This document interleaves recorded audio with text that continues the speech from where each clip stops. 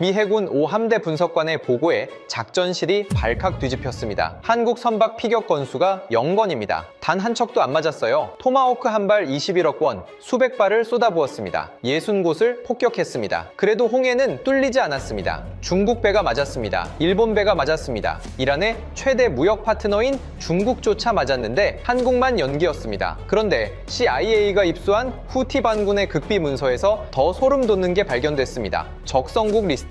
그 안에 비적성국이라는 분류가 있었고 거기에 단 한 나라만 적혀 있었습니다. 대한민국. 항공모함도 없고 핵무기도 없고 중동에 총 한 발 쏜 적 없는 나라. 무차별로 미사일을 갈기는 그 조직이 왜 하필 한국만 빼놓은 걸까요? 당장 한국에 연락해. 트럼프조차 놀란 충격적인 사실. 그 답은 50년 전 섭씨 50도 사막에 있었습니다. 토마호크 미사일 한 발 21억 원입니다. 그걸 수백 발 쏟아부은 미국이 막지 못한 바다를 미사일 한 발 안 쏘. 나라의 배가 유유히 지나가고 있었습니다. 제가 그 사실을 발견했을 때 손이 떨렸어요. 15년간 이 일을 해왔지만 이런 건 처음이었습니다. 저는 나딤 알카심이에요. 바레인 주둔 미 해군 5함대 분석관입니다. 홍해를 오가는 선박의 안보 데이터를 분석하는 게 제 일이에요. 15년째. 그해 겨울 전까지 제 업무는 솔직히 지루했습니다. 그런데 홍해가 불바다가 됐어요. 이스라엘과 하마스 전쟁이 터진 직후 예멘의 후티 반군이 선언했습니다. 이스라엘과 연결된 모든 선박을 공격하겠다고. 우리 사령부에서는 비웃었어요. 슬리퍼 신은 산골 민병대가 국제 해운을 위협한다고? 브렌 맥길리스 제독이 커피잔을 내려놓지도 않고 킥킥거렸죠. 장교들도 다 웃었고 저도 웃었습니다. 일주일도 안 됐어요. 노르웨이 화학 운반선이 맞았습니다. 다음 날 바하마 컨테이너선, 사흘 뒤 영국 화물선, 그리스 유조선이 불탔고 일본 자동차 운반선에 구멍이 뚫렸어요. 웃음이 사라졌습니다. 매일 아침 모니터를 켜면 새 피격건이 올라와 있었어요. 국적은 상관없었습니다. 중국, 터키, 인도, 노르웨이. 홍해를 지나가면 맞았어요. 후티는 이스라엘 연결 선박만 때린다고 했지만 실제로는 기준을 알 수 없게 쏴댔습니다. 세계 해상 물동량의 15%가 통과하는 그 바다가 전쟁터가 됐어요. 초대형 해운사들이 줄줄이 항로를 바꿨고 아시아에서 유럽으로 가는 컨테이너 운임이 3배 넘게 폭등했습니다. 세계 경제의 핏줄이 막히고 있었죠. 저는 매일 피격 데이터를 정리했어요. 날짜, 좌표, 선박명, 국적, 피해 규모, 스프레드시트가 매주 수십 줄씩 늘어났습니다. 그러다 그걸 봤어요. 국적별로 정리하고 있었는데 숫자가 쭉 나열되는 가운데 한 칸이 텅 비어 있었습니다. 대한민국 0건. 그냥 넘겼어요. 한국 배가 그 시기에 홍해를 안 지나갔나 보지. 그런데 이상해서 해운 트래픽 데이터를 뒤져봤습니다. 한국 국적 선박, 한국 해운사 운용 선박, 한국 화물을 실은 선박. 꽤 있었어요. 홍해를 버젓이 통과하고 있었습니다. 맞은, 척수, 0점 등에서 서늘한 게 올라왔어요. 기간을 넓혔습니다. 후티가 공격을 시작한 이후 전체 기간. 결과는 같았어요. 대한민국 0건. 이번엔 웃을 수가 없었습니다. 생각해보세요. 중국 배가 맞았어요. 중국은 후티 배후로 지목되는 이란의 최대 무역 파트너입니다. 그런 중국도 맞았는데 한국은 안 맞았어요. 일본 배가 맞았습니다. 일본은 중동과 수십 년간 경제 관계를 유지해 온 나라예요. 그래도 맞았어요. 그리스 유조선이 불탔고 인도 화물선에 구멍이 났고 바베이도스 배가 침몰했어요. 한국만 0이었습니다. 기준을 알 수 없게 쏘는 놈들이 한국만 빼놓고 쏜 겁니다. 우연이 아니었어요. 통계적으로 불가능했습니다. 누군가 의도적으로, 아주 의도적으로 한국 선박을 피하고 있다는 뜻이었어요. 당장 브렛 제독한테 가져갔습니다. 제독님, 이것 좀 보셔야 합니다. 브렛은 다음 주 공습 좌표를 검토하고 있었어요. 고개도 안 돌렸죠. 뭔데? 한국 선박 피격 건수가 0입니다. 한 척도 안 맞았어요. 후티가 공격을 시작한 이후로. 그래서 3초도 안 됐어요. 그래서 그 한마디로 끝이었습니다. 제독님, 이건 통계적으로 불가능한 패턴입니다. 후티가 특정 국가를 의도적으로 제외하고 있다면 그건 그들의 전략 구조를. 나딤, 제독이 비로소 저를 봤어요. 정확히는 쳐다본 거죠. 지금 나한테 필요한 건 다음 주 표적 좌표야. 한국 배가 운이 좋았든 나빴든 그건 해운회사 문제지 내 문제가 아니거든. 하지만 한국 선박 분석은 취미로 해. 우리한테 필요한 건 폭탄이지 엑셀 파일이 아니야. 알겠습니다. 돌아서면서 삼켰습니다. 폭탄이요. 사우디가 이미 25,000번 떨어뜨렸는데 아무것도 안 바뀌었잖아요. 하지만 그 말은 못했어요. 자리에 돌아와 모니터를 보는데 그 빈칸이 자꾸 눈에 밟혔습니다. 대한민국, 영건, 항공모함도 없는 나라, 핵무기도 없는 나라, 중동에 기지 하나 없는 나라, 미국이나 영국처럼 이 지역에 총 한 발 쏜 적 없는 나라, 그런 나라를 후티가 왜 봐주는 거지? 이해가 안 됐습니다. 그때 보안 메신저에 알림이 떴어요. 파리아 안와르, CIA 중동 데스크 분석관, 워싱턴에 있는 옛 동료입니다. 대학 때부터 알던 사이인데 졸업 후에 파리아는 CIA로, 저는 해군으로 갈라섰어요. 메시지는 3줄이었습니다. 그 리스트. 너도 봤어? 우연이 아니야. 바레인에 갈 일이 생겼어. 만나자. 심장이 한번 크게 뛰었어요. 파리아도 같은 걸 보고 있었습니다. 그리고 그녀는 이미 뭔가 더 알고 있었어요. 그날 밤 숙소에서 천장을 보며 생각했습니다. 한국이라는 나라, 솔직히 아는 게 별로 없었어요. 삼성 핸드폰, 현대차, BTS, 그 정도. 군사적으로는 존재감이 제로였죠. 항공모함도 없고, 중동에 기지도 없고, 이 지역에서 무력을 행사한 적도 없고, 그런 나라를 왜, 기준을 알 수 없게 미사일을 갈기는 놈들이 왜 하필 한국만 빼놓은 거지? 그때는 몰랐어요. 이 빈칸 하나를 파고들면 제가 15년간 믿어왔던 모든 게 뒤집힌다는 걸. 그리고 파리아가 들고 올 서류 봉투 한 장이 토마호크 수백 발보다 더 큰 충격을 준다는 걸. 파리아를 만나기 전에 먼저 해야 할 일이 있었습니다. 후티가 뭔지 제대로 알아야 했어요. 한국 선박을 왜 안 때리는지 이해하려면 이 조직이 어떻게 판단하고 어떻게 움직이는지부터 알아야 했으니까. 솔직히 말할게요. 저도 후티를 우습게 봤었습니다. 사령부 분위기가 그랬어요.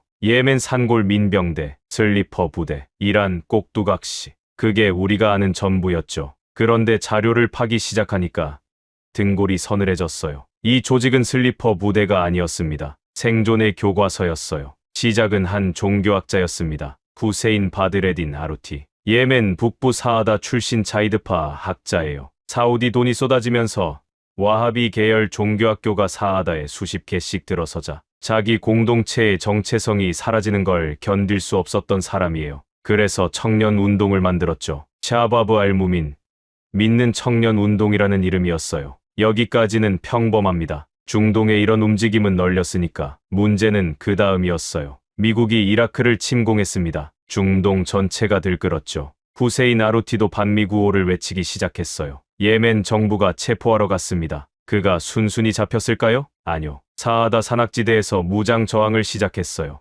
해발처에서 2,500m에 이르는 산골짜기를 무대로요. 기갑 차량이 올라갈 수 없는 곳, 드론 시야가 차단되는 곳. 정부군은 공군까지 동원했지만 바위와 동굴 사이에서 유령처럼 사라지는 이들을 잡을 수 없었습니다. 결국 후세인 아루티는 교전 중에 사살됐어요. 그런데요. 여기서 끝이 아니었어요. 동생이 나타났습니다. 압둘 말리크 아루티.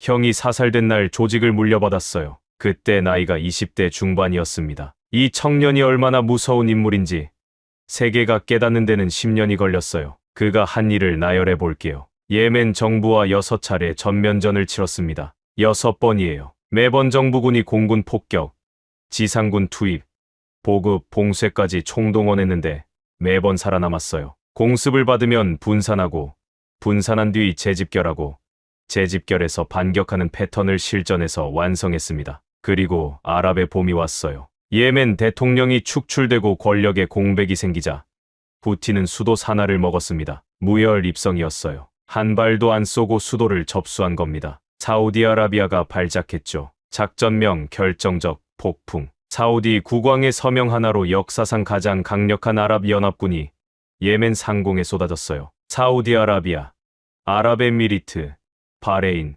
쿠웨이트, 이집트, 요르단, 수단, 모로코 8개국이 달려들었습니다. 미국은 실시간 정보 공유와 공중급유를 맡았고 영국은 무기 판매와 작전 컨설팅을 했어요. F-15 유로파이터 타이푼, 토네이도, 최신 전투기들이 예멘 하늘을 뒤덮었죠. 사우디 국방부 관계자가 뭐라고 했는지 아세요? 수주면 충분하다. 그 수주가 지나고 수개월이 지나고 수년이 지났습니다. 25,000회 이상의 공습을 퍼부었어요. 25,000번이에요. 병원을 마쳤고 장례식장을 마쳤고 학교를 마쳤습니다. 산하 외곽 장례식 공습에서는 한 번에 140명이 넘게 죽었어요. UN 집계로 직간접 사망자 37만 명. 그래서 후티가 사라졌을까요? 아니요. 오히려 더 강해졌습니다. 왜냐면 폭탄으로 파괴할 수 없는 게 있거든요. 산악 지형은 부술 수 없어요. 해발 2000m 바위산은 미사일을 맞아도 그대로입니다. 분산 전술도 부술 수 없어요. 고정 지휘소가 없으니 어딜 때려야 하는지 모르죠. 그리고 주민 네트워크는 절대로 부술 수 없습니다. 자이드파 주민들이 실시간으로 정보를 제공하는 체계는 폭탄이 아니라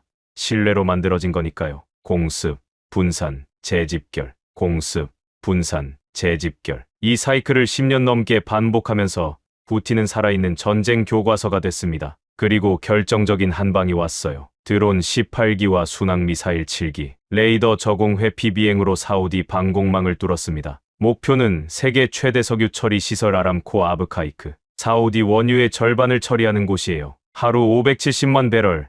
세계 공급량의 5%가 하루아침에 멈췄습니다. 다음 날 국제 유가가 장중 14% 이상 폭등했어요. 슬리퍼 부대가 세계 경제를 흔든 겁니다. 이 자료들을 읽으면서 저는 점점 확신이 생겼어요. 이 조직은 미치광이가 아닙니다. 철저하게 계산하는 집단이에요. 누구를 때리고 누구를 안 때리는지 분명한 기준이 있다는 뜻이었습니다. 그렇다면 한국을 안 때리는 것도 우연이 아니야. 반드시 이유가 있어. 자료를 덮으면서 시계를 봤어요. 파리아가 바레인에 도착하는 날이 이틀 뒤였습니다. 그녀가 대체 뭘 알고 있는 건지, 그리고 그 서류 봉투 안에 뭐가 들어있는 건지. 그때 모니터에 속보 알림이 떴어요. 미국과 영국이 후티 거점 60여 곳에 대한 합동 공습을 개시했다는 뉴스였습니다. 토마호크 순항미사일과 전투기가 동시에 투입됐다고요. 브렛 제독이 사무실에서 나오면서 복도에 대고 외쳤어요. 이번엔 끝장이다. 주먹까지 쥐고 있었죠. 저는 그 뒷모습을 보면서 생각했습니다. 25,000번 공습하고도 안 죽은 조직을 60곳 더 때린다고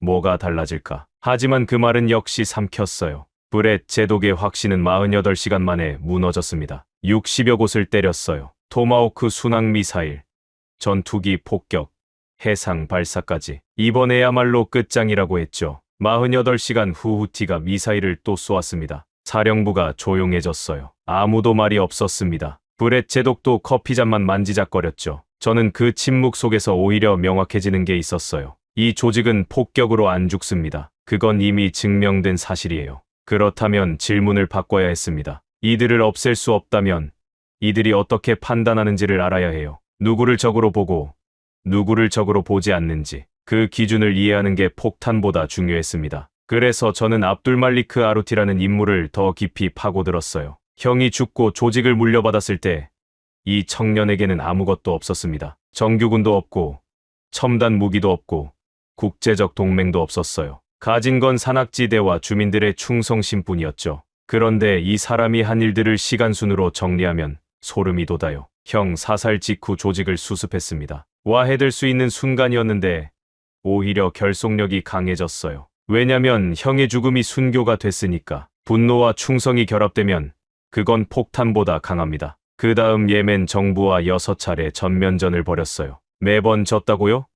아닙니다. 매번 살아남았어요. 군사학에서 이걸 뭐라고 하는지 아세요? 비대칭 전쟁의 승리입니다. 강한 쪽이 약한 쪽을 없애지 못하면 약한 쪽이 이긴 겁니다. 6번의 전쟁을 겪으면서 후티는 완벽한 생존 매뉴얼을 만들었어요. 공습이 시작되면 분산합니다. 3명에서 5명 단위의 소규모 셀로 흩어져요. 고정 지휘소가 없어요. 이동식 통신으로 연결되고 주민들이 눈과 귀가 됩니다. 적의 움직임은 주민 네트워크를 통해 실시간으로 전달되죠. 공습이 끝나면 재집결합니다. 어디서?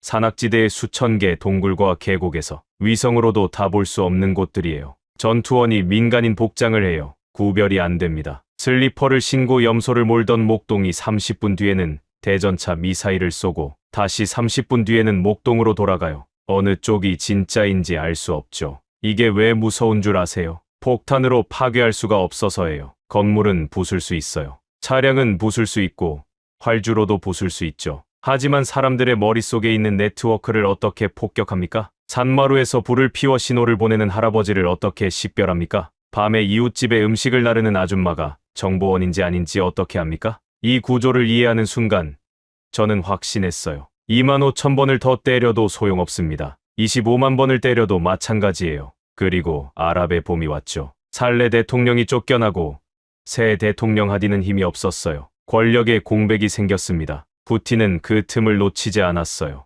수도 사나를 접수했습니다. 무혈 입성이에요. 총 한 발 안 쐈어요. 어떻게 가능했냐고요? 전 대통령 살레의 군대가 저항하지 않았거든요. 살레와 후티가 손을 잡았다는 뜻이었죠. 33년간 예멘을 지배했던 독재자가 자기를 내쫓은 새 정부를 무너뜨리기 위해 적과 동맹을 맺은 겁니다. 하지만 살레도 결국 후티에게 당했어요. 동맹을 깨겠다고 텔레비전 생방송에서 선언한 이틀 뒤 사나 자택 근처에서 후티에 발각되어 사살당했습니다. 33년 집권자의 최후가 그랬어요. 이 사건이 말해주는 게 뭔지 아세요? 후티는 필요하면 악마와도 손잡고 필요 없어지면 악마도 제거한다는 겁니다. 철저한 계산, 냉혹한 판단, 감정이 아니라 전략으로 움직이는 조직. 그런 조직이 한국을 안 때리고 있다. 이건 감정적 호의가 아니에요. 전략적 판단이에요. 즉 한국을 때리지 않을 이유가 후티의 전략적 이익에 부합한다는 뜻입니다. 그 이유가 뭘까? 저는 파리아를 기다리면서 하나 더 발견한 게 있었어요. 후티의 홍해 봉쇄 이후 벌어진 일을 정리해봤습니다. 세계 해운이 마비됐죠. 희망봉 우회로 운송 기간이 2주 이상 늘었고 보험료가 수배로 뛰었고 운임이 3배 넘게 폭등했어요. 그런데 이 혼란 속에서 정상 항로를 유지하는 나라가 있었습니다. 수에즈 운하를 그대로 통과하는 배들, 2주를 절약하고 보험료를 아끼고 원래 운임으로 화물을 실어 나르는 배들, 태극기를 단 배들이었어요. 다른 나라 해운사들이 아프리카를 빙 돌아가는 동안 한국 배는 홍해 한복판을 지나고 있었습니다. 미사일이 사방에서 날아오는 그 바다를 유유히. 이건 단순한 행운이 아니었어요. 이건 통행증이었습니다. 누가 발급한 통행증인지, 왜 한국에만 발급했는지 그 답을 파리아가 갖고 있었어요. 그녀가 바레인에 도착하는 건 내일이었습니다. 바레인 구시가지의 작은 카페에서 파리아를 만났습니다. 이었어요. 마지막으로 본 게 2년 전 워싱턴이었으니까. 그때는 둘 다 여유롭게 맥주를 마시면서 중동 정세를 떠들었는데 이번에는 분위기가 달랐어요. 파리아가 테이블에 앉자마자 갈색 서류 봉투를 꺼냈습니다. 인사도 없이요. 나딤, 이거부터 봐. 봉투를 열었어요. 안에는 A4 용지 10몇 장이 들어 있었습니다. 영어와 아랍어가 섞인 문서였어요. 이게 뭐야? 후티의 적성국 리스트.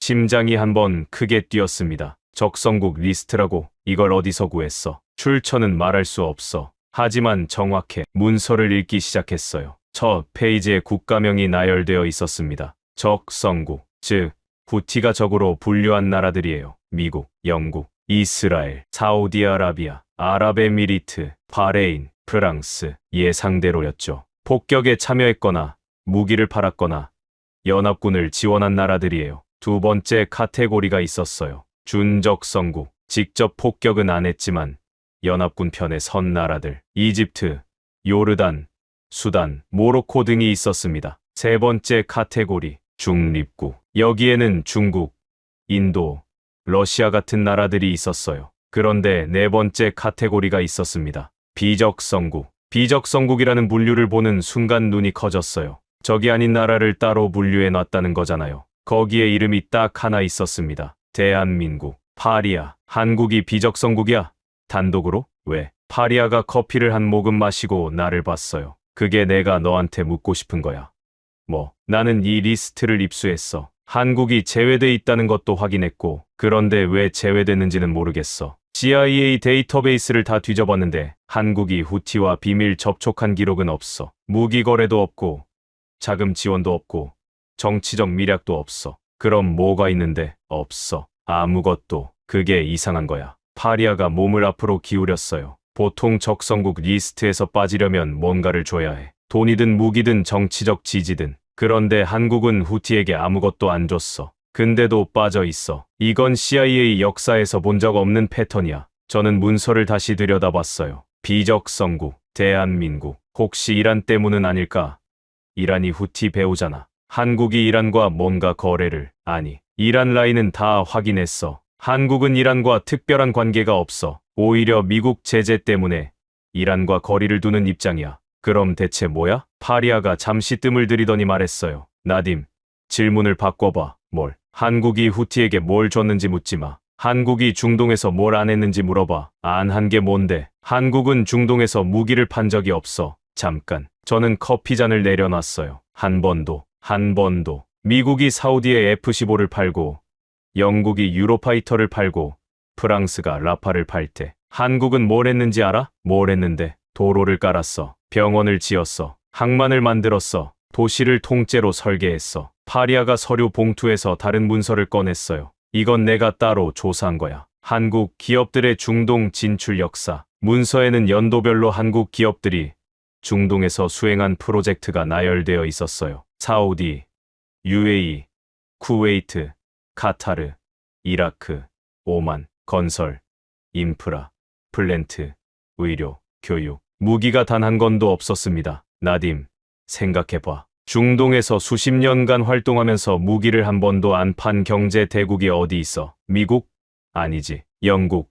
아니지. 프랑스, 독일, 일본도 군사 장비 수출했어. 중국은 말할 것도 없고 한국만 안 팔았다고? 안 팔았어. 그리고 더 중요한 게 있어. 파리아가 목소리를 낮췄어요. 한국은 중동에서 편을 안 들었어. 무슨 뜻이야? 사우디와 UAE의 도시를 지어주면서도 이란과 적대하지 않았어. 이라크 전쟁에 전투 병력을 보내지 않았어. 예멘 내전에 개입하지 않았어. 누구의 적도 되지 않으면서 모든 쪽과 경제 관계를 유지한 거의 유일한 나라야. 잠시 침묵이 흘렀어요. 그게 통행증이라는 거야? 네, 추측이야. 하지만 확인하려면 더 파봐야 해. 파리아가 나를 똑바로 봤어요. 나딤, 한국이 중동에서 50년간 뭘 했는지 직접 찾아봐. 숫자 말고 사람들한테 물어봐. 그 현장에 있었던 사람들한테. 사람들, 한국인들이 중동에서 일한 건 어제 오늘이 아니야. 70년대부터야. 그 사람들이 뭘 남겼는지, 현지인들이 뭘 기억하는지,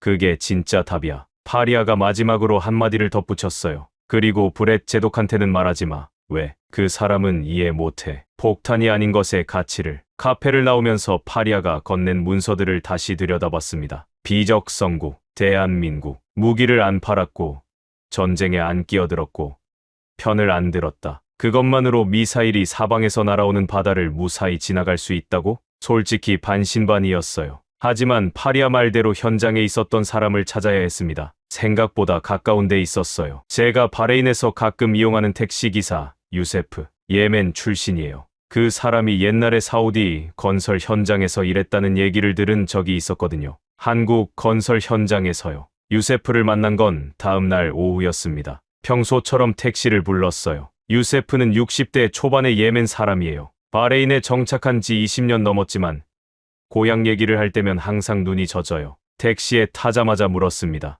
유세프, 옛날에 사우디 건설 현장에서 일했다고 했잖아요. 한국 회사였죠? 백미러로 보이는 유세프의 눈이 동그래졌어요. 갑자기 왜 한국 얘기를? 좀 알아보는 게 있어서요. 유세프가 차를 세웠습니다. 길가에 차를 대더니 몸을 돌려 저를 봤어요. 나딤, 한국 사람들 얘기하려면 차 세워놓고 해야 해. 운전하다가는 울어서 사고나. 농담인 줄 알았어요. 진심이었습니다. 유세프가 얘기를 시작했어요. 내가 20살 때야. 예멘에서 먹고 살 길이 없어서 사우디로 넘어갔어. 건설 현장에서 막노동을 했지. 처음엔 사우디 회사에서 일했는데 그건 지옥이었어. 왜요? 우리를 사람 취급을 안 했어. 예멘 사람, 파키스탄 사람, 방글라데시 사람 다 똑같았어. 짐승이었지. 먹는 것도 따로, 자는 것도 따로, 화장실도 따로. 더운 데서 쓰러지면 다른 사람을 데려오는 거야. 교체하면 되니까. 유세프의 목소리가 떨렸어요. 그러다 한국 회사 현장으로 옮겼어. 어떤 회사였는데요? 이름은 정확히 기억 안 나. 근데 현장에 한글이 써 있었어. 처음 보는 글자였지. 동그란 거랑 네모난 거랑 섞여 있는. 유세프가 잠시 멈췄어요. 첫날 현장에 갔는데 한국 사람 감독이 와서 악수를 하는 거야. 악수요? 악수. 사우디 현장에서 2년 일하면서 한 번도 감독이 악수를 한 적이 없어. 이름을 물어본 적도 없고. 근데 그 한국 사람이 내 이름을 묻더니 수첩에 적었어. 아랍어로. 유세프가 웃었어요. 눈가가 젖어 있었지만 그게 달랐어. 나딤, 넌 모를 거야. 아무도 내 이름을 안 부르는 데서 일하다가 누군가 이름을 물어보면 그게 어떤 기분인지. 나는 그날 처음으로 건설 현장에서 사람이 된 기분이 들었어. 유세프가 이어서 말했어요. 한국 현장은 달랐어. 밥을 같이 먹었어. 한국 사람들이랑 같은 식당에서. 물론 메뉴가 좀 달랐지. 걔네는 매운 빨간 반찬을 먹었는데 그거 김치라고 하더라. 숙소는요. 에어컨이 나왔어. 에어컨이요. 사우디 사막에서 에어컨이 나오는 숙소에 산 건 한국 현장이 처음이야. 그리고 다치면 바로 병원에 데려다 줬어. 사우디 현장에서는 다치면 그냥 나가라고 했거든. 유세프가 손가락을 꼽기 시작했어요. 내 사촌 하산도 한국 현장에서 일했어. 이라크에서. 내 친구 마흐무드는 쿠웨이트에서 한국 회사랑 일했고, 동생 오마르는 카타르에서. 우리 동네 남자 절반이 한국 건설 현장 출신이야. 절반이요. 예멘만 그런 게 아니야. 파키스탄, 방글라데시, 이집트, 수단, 중동 건설 현장에서 일한 아시아, 아프리카 노동자들한테 물어봐. 한국 회사가 어땠냐고. 다 똑같이 말할 거야. 뭐라고요? 사람 대접을 해줬다고. 유세프가 갑자기 진지해졌어요. 나딤, 왜 이걸 물어보는 거야? 솔직히 말해봐. 잠깐 망설였습니다. 하지만 유세프라면 괜찮을 것 같았어요. 유세프, 지금 홍해에서 후티가 배를 때리잖아요. 중국 배, 일본 배, 그리스 배, 다 맞는데 한국 배만 안 맞아요. 왜 그런지 알아보고 있어요. 유세프가 고개를 끄덕였어요. 놀라지 않았습니다. 당연하지. 당연하다고요? 나딤, 후티가 누군지 알아?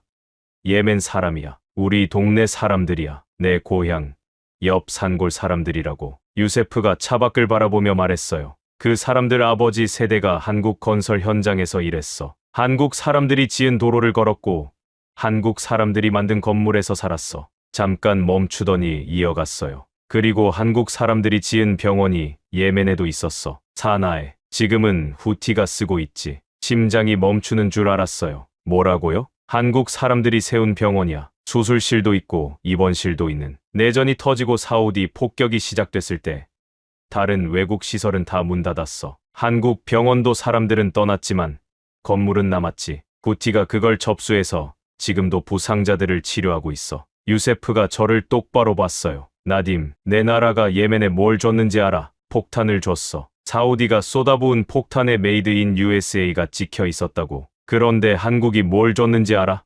병원을 줬어. 도로를 줬어. 일자리를 줬어. 누구를 미워하고 누구를 봐주겠냐고. 그거 물어볼 필요도 없잖아. 차 안이 조용해졌어요. 에어컨 소리만 윙윙거렸습니다. 한참 후에 제가 물었어요. 유세프, 그 병원 벽에 혹시 뭐가 적혀 있었어요? 한글이 적혀 있었지. 무슨 뜻인지는 모르겠지만 유세프가 허공에 뭔가를 그리듯 손가락을 움직였어요. 동그라미 같은 거, 그 밑에 막대기 같은 거. 한글이었습니다. 폭탄이 떨어지는 도시에 한글이 적힌 병원이 남아 있었어요. 그날 밤 숙소에 돌아와서 한참을 멍하니 앉아 있었습니다. 미국은 예멘에 폭탄을 줬고 한국은 병원을 줬다. 같은 시간, 같은 지역에서. 한쪽은 파괴하고 한쪽은 세웠다. 후티가 누구를 적으로 보고 누구를 봐주는지 이보다 명확한 답이 있을까요? 그런데 정말 이것만으로 충분한 걸까? 건설과 병원만으로 전쟁 중에 미사일을 피할 수 있는 걸까? 파리아가 한 말이 떠올랐어요. 숫자 말고 사람들한테 물어보라고. 유세프는 시작이었습니다. 더 파야 했어요. 한국이 중동에서 50년간 쌓은 게 정확히 뭔지, 그리고 그게 어떻게 홍해의 방탄유리가 됐는지. 그날 이후 저는 미친 듯이 자료를 뒤졌습니다. 한국과 중동, 이 두 단어를 연결하는 모든 기록을 찾아봤어요. 미 국방부 데이터베이스, 국무부 외교 문서, UN 기구 보고서, 국제건설협회 자료까지. 파면 팔수록 입이 벌어졌습니다. 한국의 중동 진출은 70년대부터 시작됐어요. 석유 위기가 터지면서 중동에 오일 달러가 쏟아졌고 사우디를 비롯한 걸프 국가들이 사막 위에 도시를 세우기 시작했죠.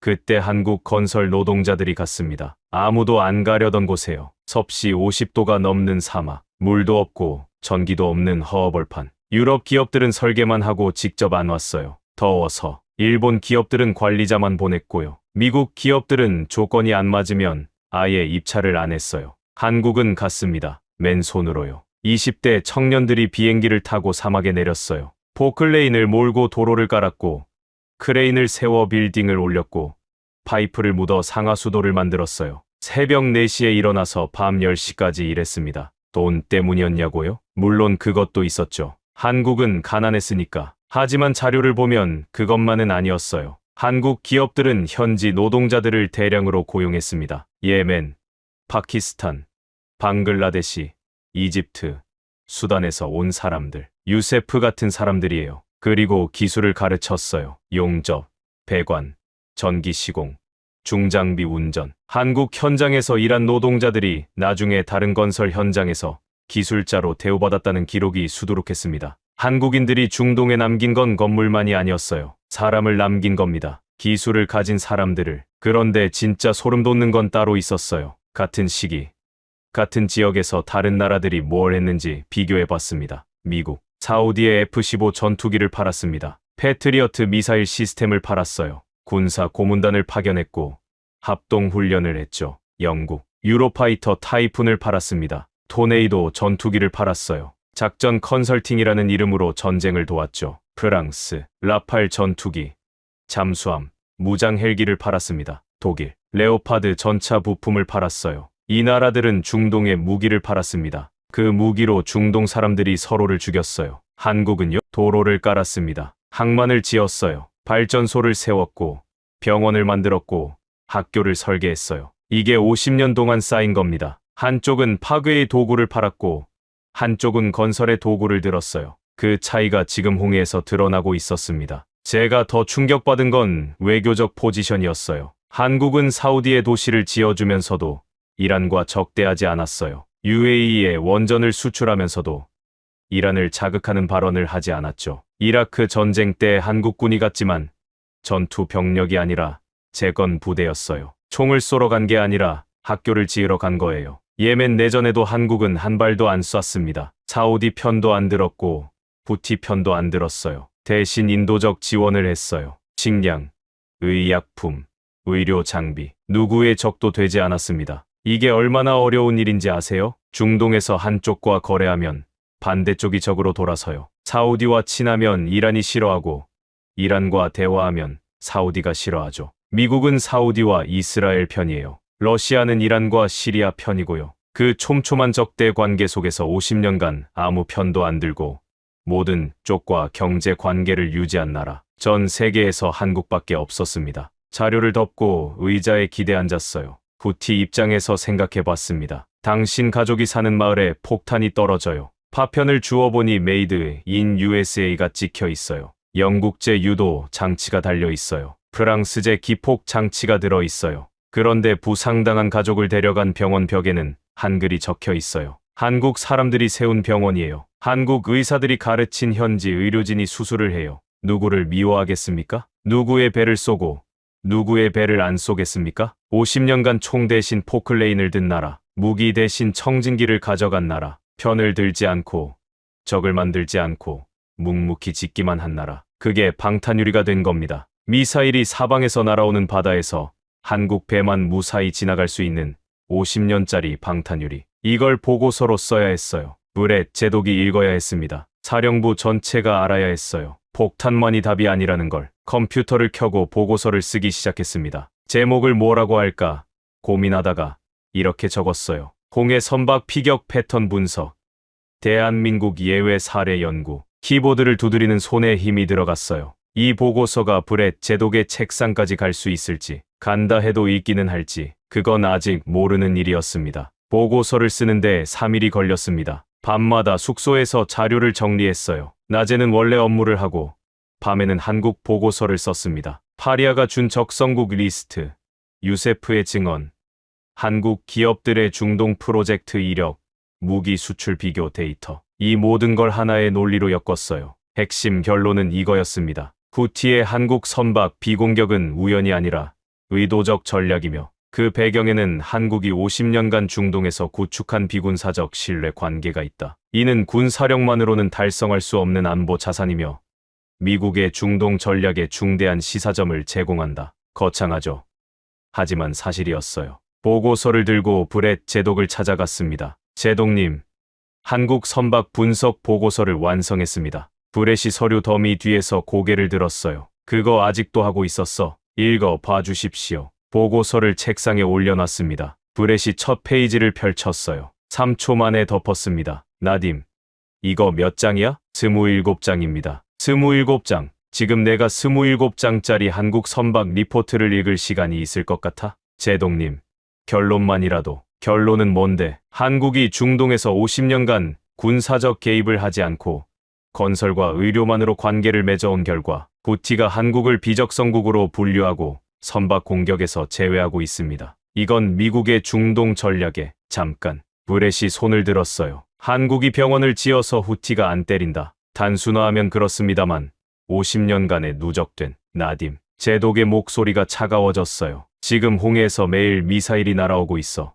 우리 해군 함정이 실시간으로 요격하고 있고 다음 주에 대규모 작전이 예정돼 있어. 그런데 나한테 한국이 병원을 지었다는 리포트를 읽으라고? 제독님, 우리가 수백 발을 쏘고도 막지 못한 바다를 한국은 미사일 한 발 안 쏘고 통과하고 있습니다. 그 이유를 분석하는 게 왜 시간 낭비입니까? 그 말을 한순간 후회했어요. 브렛의 표정이 굳었거든요. 나딤, 너 직급이 뭐지? 민간 분석관입니다. 그래, 민간 분석관이야. 전략을 세우는 건 너 일이 아니야. 데이터를 정리하는 게 너 일이지. 하지만 그 리포트 너 파일에 저장해둬. 나중에 시간 나면 볼게. 나중에 시간 나면. 그게 안 본다는 뜻이라는 걸 저도 알았어요. 보고서를 들고 나오면서 복도에서 한참을 서 있었습니다. 화가 났어요. 제독한테가 아니라 이 시스템에 한번 폭격해도 안 되는 걸 또 폭격으로 해결하려는 이 관성. 폭탄이 아닌 답이 있다는 걸 보여줘도 안 보려는 이 오만함. 사무실로 돌아가는 길에 파리아한테 메시지를 보냈어요. 리포트 거부당했어. 답장이 바로 왔습니다. 예상했어. 어떡하지? 다른 경로로 올려.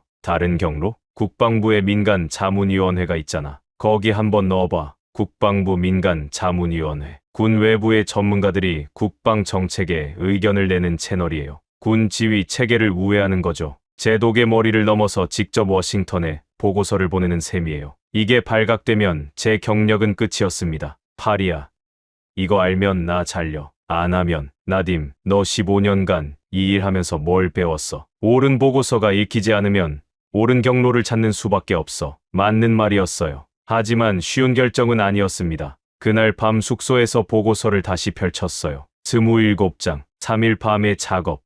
파리아의 적성국 리스트, 유세프의 눈물, 한국이 50년간 쌓아올린 것들. 이걸 파일에 묻어둘 수는 없었습니다. 새벽 2시에 결심했어요. 국방부 민간 자문위원회에 비공식 채널로 보고서를 전송했습니다. 보내기 버튼을 누르는 손가락이 떨렸어요. 이게 내 경력의 끝일 수도 있다. 하지만 누군가는 읽어야 했습니다. 토마호크 200발이 못한 일을 시멘트와 청진기가 해냈다는 사실을 누군가는 알아야 했어요. 보고서를 보내고 나서 창밖을 봤습니다. 바레인의 밤하늘 넘어 홍해 쪽으로 시선이 갔어요. 지금 이 순간에도 그 바다에서는 미사일이 날아오고 있었습니다. 미국 해군이 수조 원짜리 요격 미사일로 2600만 원짜리 드론을 격추하고 있었어요. 그리고 그 미사일 사이를 태극기를 단 배가 지나가고 있었죠. 아무 일도 없다는 듯이 다음 주에 대규모 작전이 예정돼 있었습니다. 트럼프 대통령이 직접 지시한 작전이에요. 오퍼레이션 러프라이더. 후티의 항만, 연료시설, 지휘 거점을 한꺼번에 타격하는 대규모 폭격. 브렛 제독은 확신에 차 있었어요. 이번에야말로 끝장이다. 10년 전에 사우디가 했던 말과 똑같았습니다. 수주면 충분하다. 그리고 수년이 지나도 끝나지 않았죠. 이번에도 같은 결과가 나올 거라는 걸 저는 알고 있었습니다. 하지만 증명해야 했어요. 제 보고서가 옳다는 걸. 그 실패가 증명해 줄 것이었습니다. 그게 슬픈 일이었어요. 오퍼레이션 러프라이더가 시작됐습니다. 사령부 전체가 긴장에 휩싸였어요. 대형 스크린에 실시간 타격 영상이 올라왔습니다. 후티의 항만 시설이 폭발했고 연료 저장소가 불길에 휩싸였고 지휘 거점으로 추정되는 건물들이 무너져 내렸어요. 브렛 제독이 팔짱을 끼고 스크린을 바라보고 있었습니다. 입꼬리가 올라가 있었죠. 봐라. 이게 화력이야. 장교들이 고개를 끄덕였어요. 분위기는 축제 같았습니다. 저만 조용했어요. 작전이 이틀간 계속됐습니다. 토마호크 순항미사일이 쏟아졌고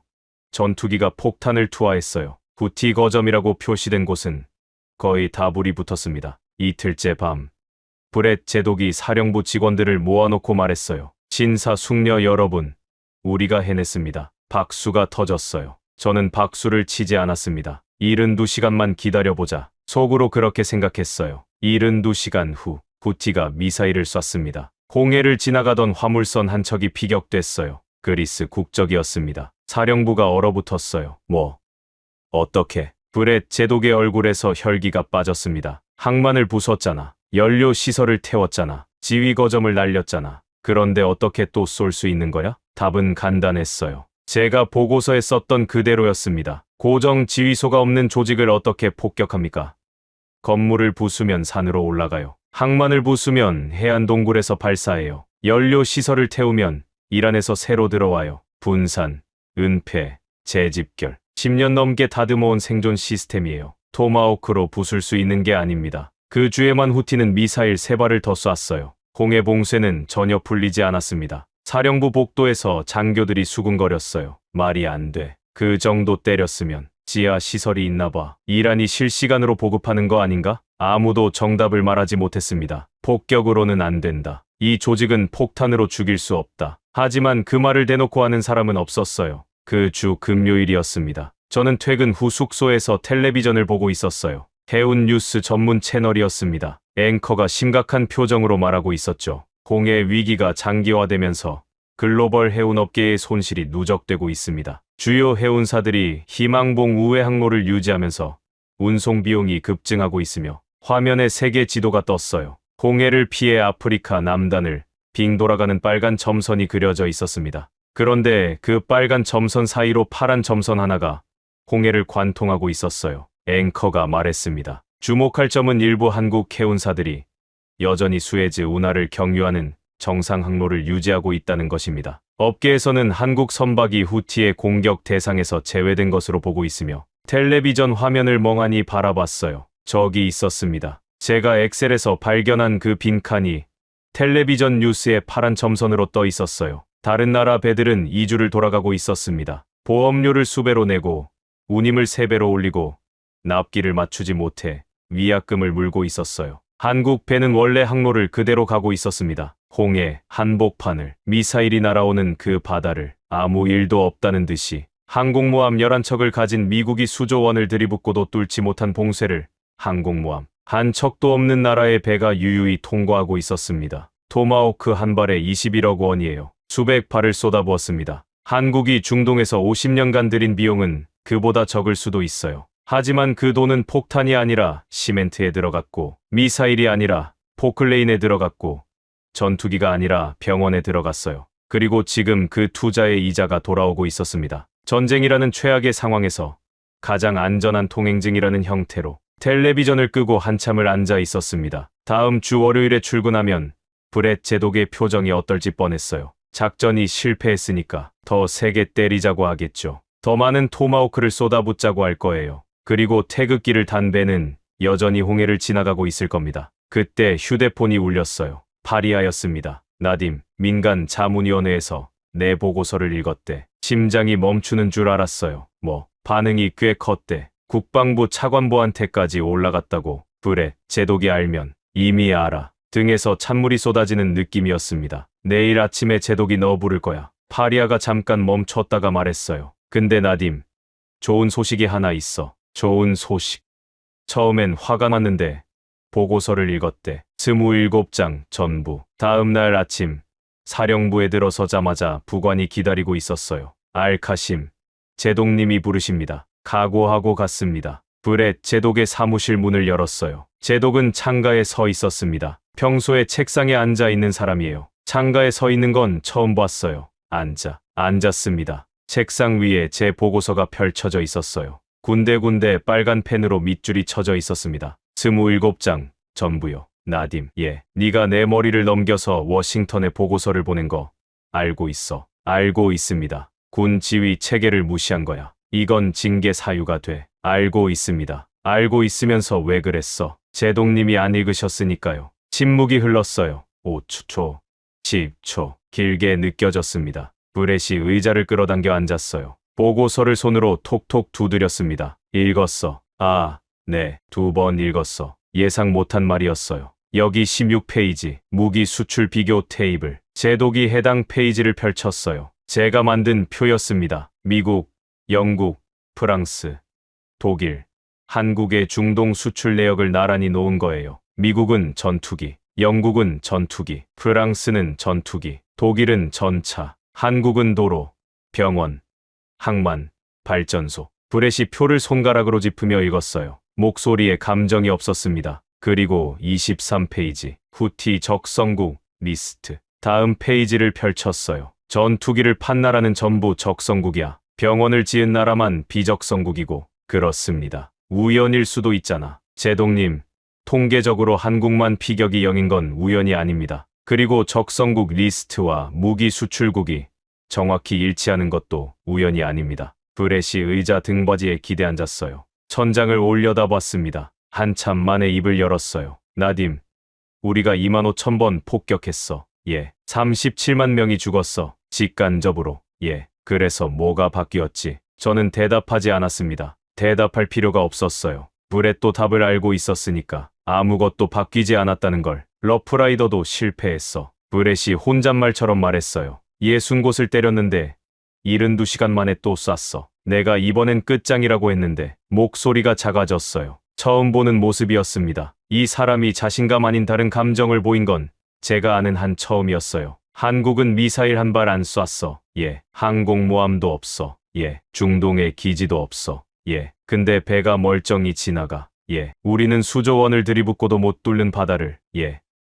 브렛이 제 보고서를 다시 집어들었어요. 여기 마지막 페이지에 네가 쓴 문장이 있어. 제가 쓴 결론부였습니다. 군사력은 적을 파괴할 수 있지만 적을 없앨 수는 없다. 적을 없애는 유일한 방법은 적이 되지 않는 것이다. 한국은 50년간 그것을 실천한 거의 유일한 국가다. 브렛이 그 문장을 소리내어 읽었어요. 읽고 나서 한참을 아무 말도 하지 않았습니다. 창밖으로 바레인의 바다가 보였어요. 저 너머 홍해에서는 지금도 미사일이 날아오고 있겠죠. 나딤, 예. 이 보고서를 국방부에 공식 제출해. 네, 내 이름으로. 오함대 사령관 명의로 올려. 귀를 의심했어요. 제동님, 아까 징계 사유라고. 그건 그거고 이건 이거야. 브렛이 처음으로 저를 똑바로 봤어요. 비웃음도 무시도 아닌 눈빛이었습니다. 15년 동안 네가 올린 보고서 중에 이게 제일 중요한 거야. 아마. 말을 끊고 잠깐 생각하더니 덧붙였어요. 한국이라는 나라를 과소평가한 건 나뿐만이 아닐 거야. 사무실을 나오는데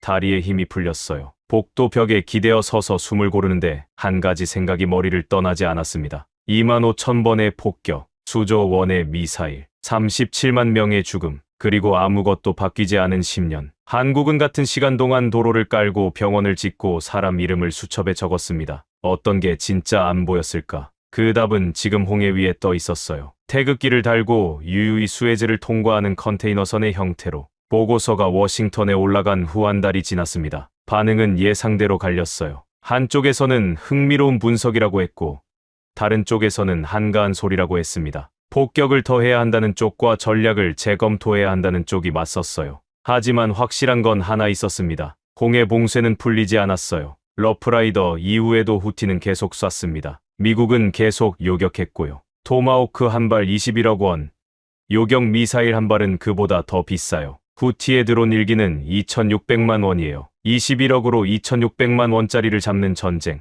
계산기를 두드리면 누가 이기고 있는지 명확했습니다. 그리고 그 사이에도 태극기를 단 배는 홍해를 지나가고 있었어요. 어느 날 점심시간에 유세프한테 전화가 왔습니다. 나딤, 나 한국 뉴스에 나왔대. 뭐요? 한국 기자가 바레인에 와서 홍해 이야기 취재하다가 나한테 인터뷰했어. 한국 건설 현장에서 일한 얘기, 산하 병원 얘기 다 했어. 반응이 어때요? 한국 사람들이 댓글을 엄청 달았대. 고맙다고, 울었다고. 유세프가 웃었어요. 내가 뭘 했다고 고마워해. 나는 그냥 사실을 말한 건데. 전화를 끊고 나서 생각했어요. 유세프는 모르겠지만 그가 말한 사실이 바로 50년의 무게였습니다. 한국 사람이 이름을 물어봤다는 것, 같은 식당에서 밥을 먹었다는 것, 에어컨이 나오는 숙소를 줬다는 것, 다치면 병원에 데려다 줬다는 것, 거창한 게 아니었어요. 사람 대접을 했다는 거예요. 그게 전부였습니다. 그런데 그 전부가 50년 동안 쌓이니까 전쟁 한복판에서 방탄유리가 된 겁니다. 브렛 제독이 달라졌어요. 폭격 얘기를 예전만큼 안 했습니다. 회의에서 한두 번 제 보고서를 인용하는 것도 들었어요. 물론 대놓고 인정하는 스타일은 아니에요. 이 사람은 해군 제독이니까. 하지만 한 번은 복도에서 마주쳤을 때 이런 말을 했어요. 나딤, 우리 아버지가 예전에 그런 말 했어. 무슨 말씀인데요? 담장을 높이 쌓는 것보다 이웃에게 사과 파이를 가져다 주는 게 더 싸다고. 그러고는 아무 말 없이 지나갔어요. 브렛 맥길리스 제독한테서 들은 가장 인간적인 말이었습니다. 저는 결국 바레인을 떠나지 않았어요. 징계도 받지 않았습니다. 보고서가 워싱턴에서 관심을 받으면서 오히려 분석관으로서 입지가 올라갔어요. 떠나기 전에 유세프를 마지막으로 만났습니다. 일이 있어서 워싱턴으로 돌아가야 했거든요. 공항까지 택시를 부탁했어요. 가는 길에 유세프가 물었습니다. 나딤, 한국 사람들 만나봤어? 아니요, 아직은. 만나면 고맙다고 전해줘.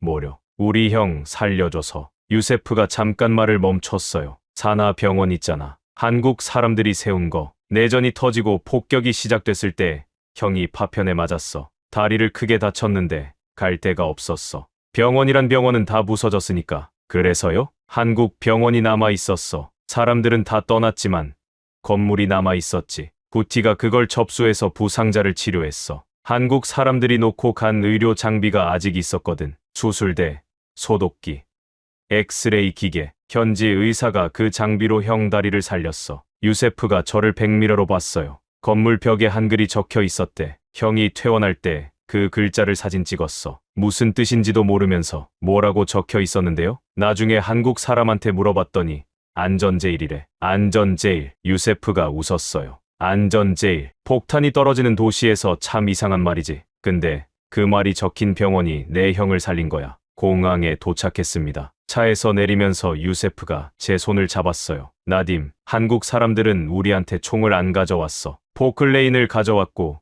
청진기를 가져왔어. 그리고 떠날 때 병원을 남기고 갔어. 유세프가 마지막으로 한마디를 했습니다. 총을 가져온 나라는 잊혀. 병원을 남긴 나라는 기억돼. 비행기에 오르면서 창밖을 봤어요. 바레인의 바다 너머 홍해 쪽으로 시선이 갔습니다. 지금 이 순간에도 그 바다에서는 미사일이 날아오고 있어요. 미국이 수조원을 들이붓고도 뚫지 못한 봉쇄가 계속되고 있죠. 그리고 그 포화 속을 태극기를 단 배가 지나가고 있습니다. 항공모함이 아니에요. 전투기가 아니에요. 순항미사일이 아니에요. 컨테이너선이에요. 시멘트와 철근과 의약품을 실은 배가 미사일이 사방에서 날아오는 바다를 유유히 통과하고 있어요. 50년간 총 대신 포클레인을 들었던 나라, 무기 대신 청진기를 가져갔던 나라, 누구의 적도 되지 않았던 나라, 그게 만든 방탄유리입니다. 토마호크 수백 발이 못한 일을 시멘트와 청진기가 해냈어요. 워싱턴으로 돌아온 후에도 홍해는 계속 불타고 있었습니다.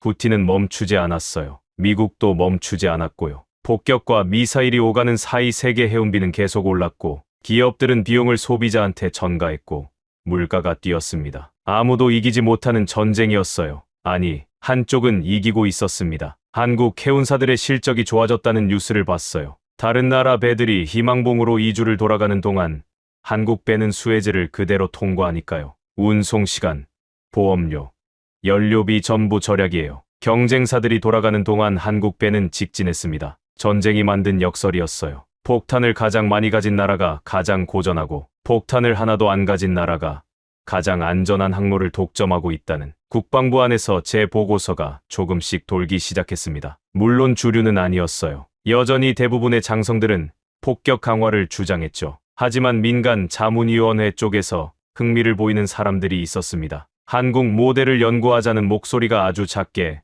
하지만 분명히 나오기 시작했어요. 거창한 변화는 아니었습니다. 솔직히 미국이라는 나라가 하루아침에 폭탄 대신 포클레인을 들 리는 없으니까요. 하지만 적어도 질문은 바뀌었어요. 예전에는 어떻게 하면 더 세게 때릴 수 있을까만 물었거든요. 이제는 왜 안 때려도 되는 나라가 있을까를 묻기 시작한 겁니다. 질문이 바뀌면 답도 바뀝니다. 파리아한테 이 얘기를 했더니 웃으면서 말했어요. 나딤, 미국이 한국처럼 되려면 50년은 걸려. 50년. 한국이 중동에서 신뢰를 쌓는데 50년이 걸렸잖아. 미국이 지금부터 포클레인을 든다 해도 최소 50년은 지나야 비슷해질 거야. 그럼 너무 늦은 거 아냐? 늦었다고 안 하는 게 더 늦은 거지. 맞는 말이었습니다. 얼마 전에 한국 외교부 관계자를 만날 기회가 있었어요. 워싱턴 세미나에서요. 한국의 중동 외교에 대해 질문했습니다. 한국이 중동에서 무기를 안 판 건 전략적 선택이었습니까? 그 사람이 잠깐 생각하더니 말했어요.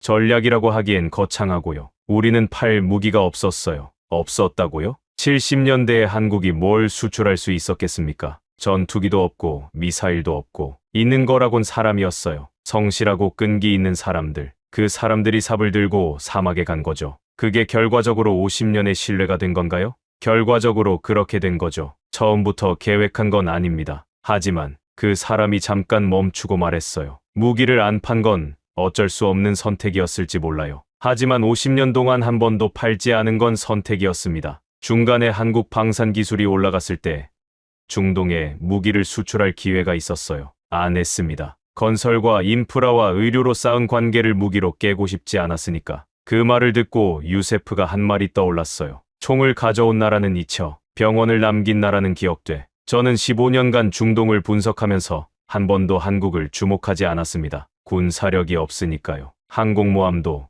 전투기도, 순항미사일도 없으니까요. 제 스프레드시트에 한국이 들어올 칸이 없었어요. 무기 수출 실적도 0, 군사 개입도 0, 방위 조약도 0점.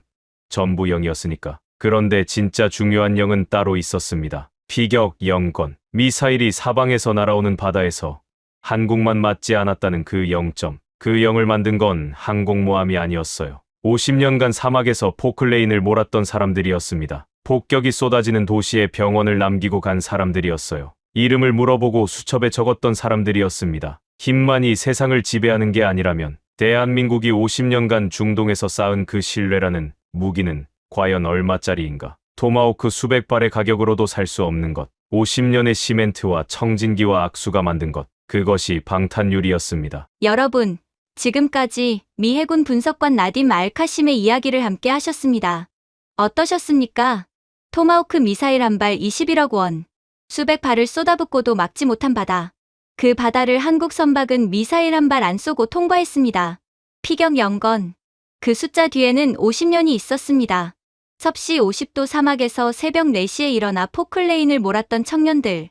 전쟁통에 병원을 짓고 떠나면서 수술대와 엑스레이 기계를 남기고 간 사람들. 예멘 노동자의 이름을 물어보고 아랍어로 수첩에 적었던 현장 감독. 그 한 사람 한 사람이 쌓은 신뢰가 미사일도 뚫지 못하는 방탄유리가 됐습니다. 미 해군 제독은 이렇게 말했습니다. 한국이라는 나라를 과소평가한 건 나뿐만이 아닐 거야. 총을 가져온 나라는 잊히고 병원을 남긴 나라는 기억됩니다. 이 이야기가 더 많은 분들께 닿아야 한다고 생각하신다면 지금 이 영상을 공유해 주십시오. 여러분의 공유 하나가 대한민국이 50년간 쌓아온 신뢰의 무게를 세상에 알리는 일이 됩니다. 가슴이 뜨거워지셨다면 댓글에 방탄유리 네 글자만 남겨주십시오. 묵묵히 삽을 들었던 나라. 그리고 결국 그것이 답이었습니다.